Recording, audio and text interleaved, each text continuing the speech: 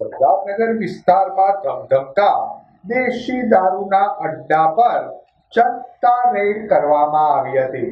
શહેરના સરદારનગર વિસ્તારમાં ધમધમતા દેશી દારૂના અડ્ડા ઉપર કોંગ્રેસી કાર્યકરો દ્વારા જનતા રેડ કરાઈ હતી। જનતા રેડ થતા લોકોમાં નાસભાગ મચી જવા પામી હતી। રેડ પડતા દારૂડિયા અને મહિલા બુટલેગર ફરાર બન્યા હતા। બનાવની જાણ થતા પોલીસે ઘટના સ્થળે દોડી આવી દારૂ કબજે લઈ જરૂરી કાર્યવાહી હાથ ધરી હતી। સરદારનગર સિંધુનગર વિસ્તારમાં ખુલ્લેઆમ દેશી દારૂનો વેચાણ થઈ રહ્યું હતું। અમે અહીંથી પસાર થયા હતા 4-5 યુવાનો, અને અમને ધ્યાન પર આવતા અમે પોલીસને જાણ કરી અને જનતા રેડ કરેલી હતી। જ્યારે રાજ્યના ગૃહમંત્રી હર્ષ સંઘવી સબ સલામતના દાવા કરતા હોય ત્યારે માત્ર 100 મીટરના અંતરે સ્કૂલ આવેલી હોય અને દેશી દારૂ ખુલ્લેઆમ વેચાઈ રહ્યો હોય, અને એ રીતે મસ્ત મોટી જથ્થામાં, અને પોલીસ આવી જતાં અહીંથી રૂમમાંથી તલવારના એવા હથિયારો પણ કાઢવામાં આવ્યા।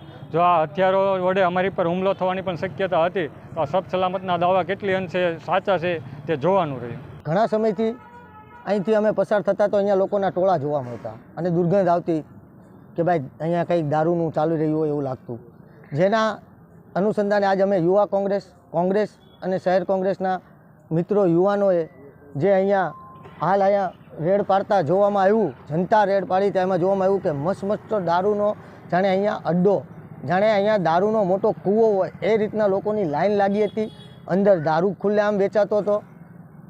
આ ભાવનગરની જનતામાં એક જાતનો ડર હોય કે કોઈ રેડ પાડતું ન હોય, બાકી દરેક વ્યક્તિઓને પબ્લિકને ખબર જ છે કે અહીંયા દારૂ વેચાય છે।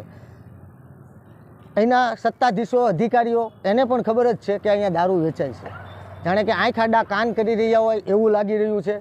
હમણાં થોડા ટાઈમથી ભાવનગરની અંદર નાની પબ્લિકોને હેરાન કરવા માટે ટ્રાફિક ડ્રાઈવ ચાલુ કરી દીધો છે। તો ભાઈ કોઈ દિવસ દારૂ ડ્રાઈવ કેમ નથી ચાલુ કર્યો કે ચાલો આજે દારૂનો રેડ પાડશું, આજે આખા મહિનામાં દારૂનો ટાર્ગેટ પૂરો કરશું, એવું કેમ નથી કહેતો? ટાર્ગેટ મોટર વ્હીકલમાં જ કેમ કરવામાં આવે છે?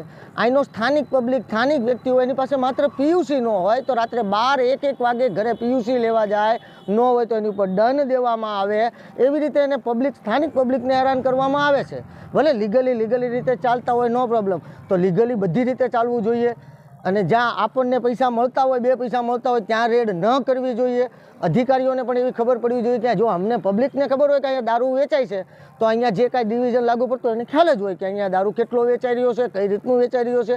જે અમે હાલ વિડીયોમાં અમારી સાથે આવેલા મિત્ર મીડિયાવાળાને પણ એમની પાસે પણ વિડીયો છે કે અહીંયા કેટલો મચમચતો દારૂ વેચાતો હતો। પોલીસવાળા આવ્યા ત્યારે દારૂ હગે મોટા ભાગનો કરી દેવામાં આવ્યો, અને પોલીસવાળાએ અંદર રેડ પાડી તો થોડો દારૂ મળ્યો, અને સાથે હથિયાર પણ મળ્યા છે। જે હથિયારનો શું ઉપયોગ થતો હોય છે અંદર એ આપણને હજી હાલ ખબર જ નથી કે હથિયાર શા માટે રાખવામાં આવે છે,